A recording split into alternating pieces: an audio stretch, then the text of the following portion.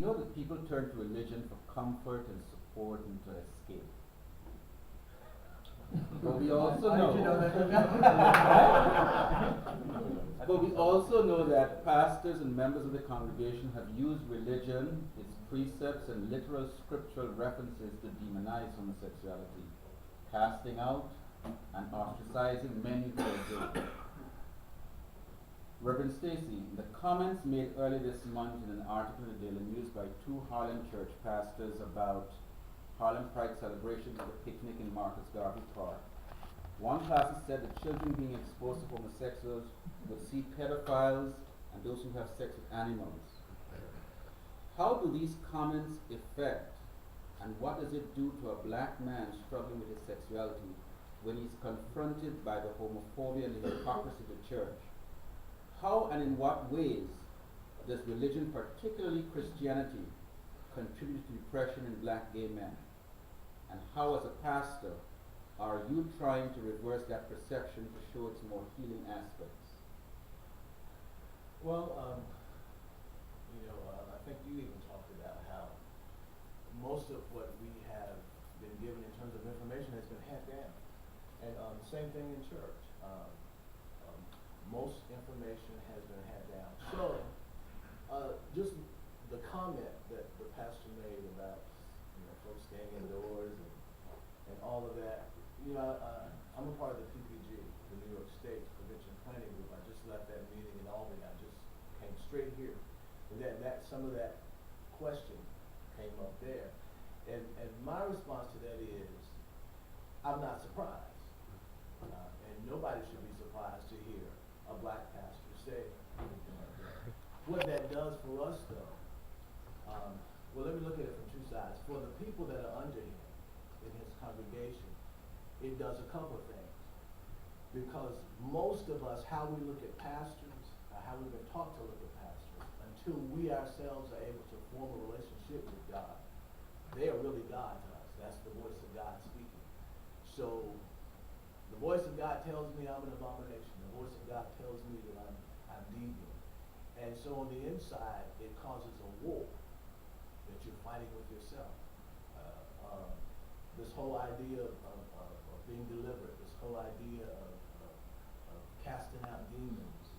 And once you have done that for a while, you can get into the state of feeling there's no help for you. I'm just going to hell. I'm just going to be tormented for the rest of my life. And so instead of doing, and as I go on, hopefully I'll be helping someone as I walk through these steps. Neither that which the pastor has done is biblical, nor you just taking it for what he says is biblical. First of all, on both sides, 2 Timothy says, study, show thyself approved, a workman rightly dividing the word and not being ashamed. So that says to me that I don't need to take pastor's word, that I need to seek for myself. God says, seek me and you shall find me. He continue to go to pastor. Pastor is wonderful. Church is wonderful. Religion is wonderful as long as you know that pastor is not your God. As long as you know that religion is not your God. That your God is spirit. And you can't see spirit. And to know that that my life does not hinge on what somebody else tells me. I am the captain of my life.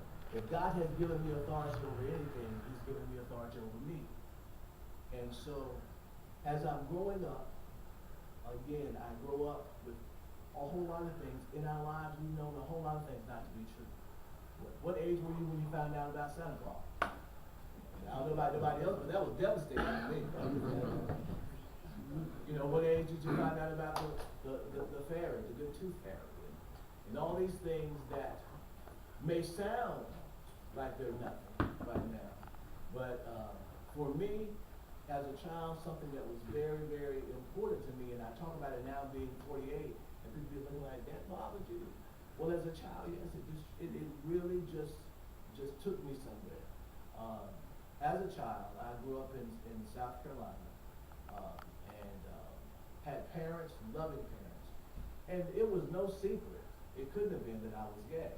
I was just real feminine when I was a child. And I knew at the age of 6 that I was gay. You know, there was just no way that nobody, you eventually gonna go to the doctor, go to the hospital emergency room, and if they don't get it to move, you're gonna die, they're gonna have to move it out of there or something, because that stuff will kill you when it stays in there. I believe it's the same way in the spirit.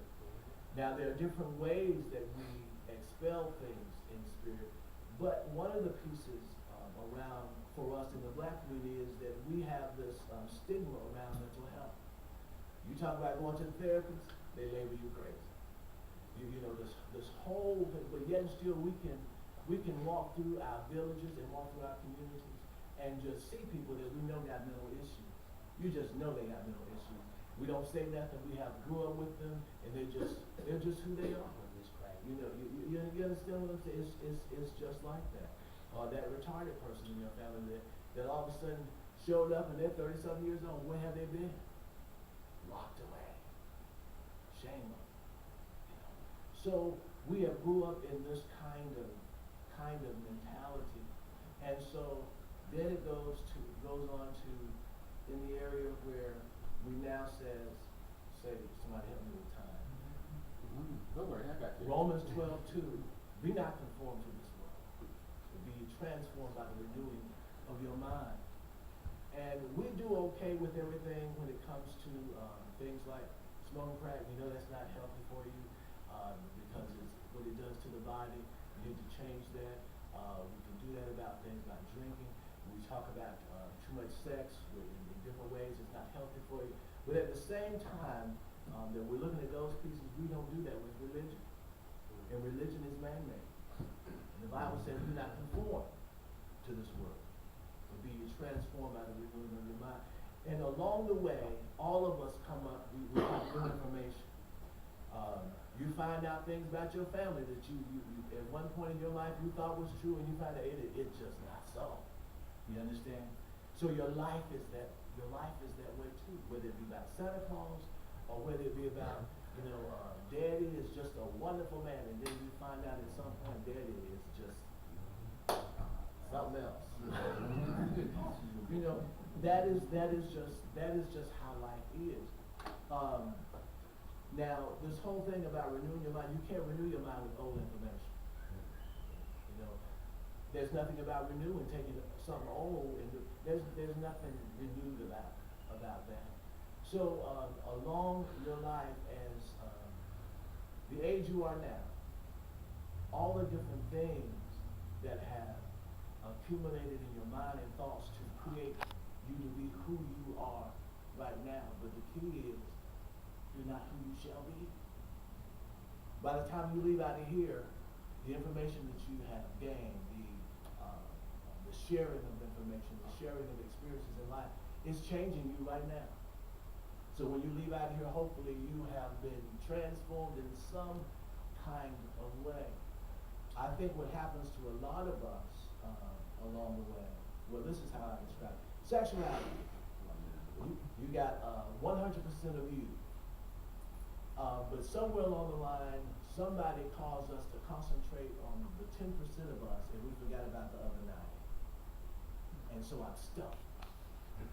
And life is going by me, and I'm concentrating. And from my understanding about, I'm not a clinical psychologist, but part of depression centers around you stuck on something, a thought, at least a part of that's how my therapist described it to me. You just concentrate on something, and it blows itself up. It keeps magnifying, and it's blown up way out of proportion. This whole thing about your sexuality, well, what else is it about you? Is that the only thing about you? Your sexuality, is that it? Do you wear that on your sleeve? Is it on your forehead? And you get it? No, what else are you? I'm not just a black gay man. I'm a minister. I can name several things that I've done, but you have to go inside of you we're looking for affirmation from the outside. What happens if it don't ever come? What if you're in a situation and you never get it from the outside? You have to learn that it has to come from the inside. So when do I start taking the time to find out about me? From the time that we were born, we have been taught to listen to everyone else except for ourselves. But yet, it's your life. It might seem like mama's life because she didn't tell you what to do all your life, but it is really your life. It might not seem like your life because you listen to pastor all your life, but it really is your life. And when your life is done and all over, whatever you didn't do, as God said, everything that you need is inside of you to become who you want to become,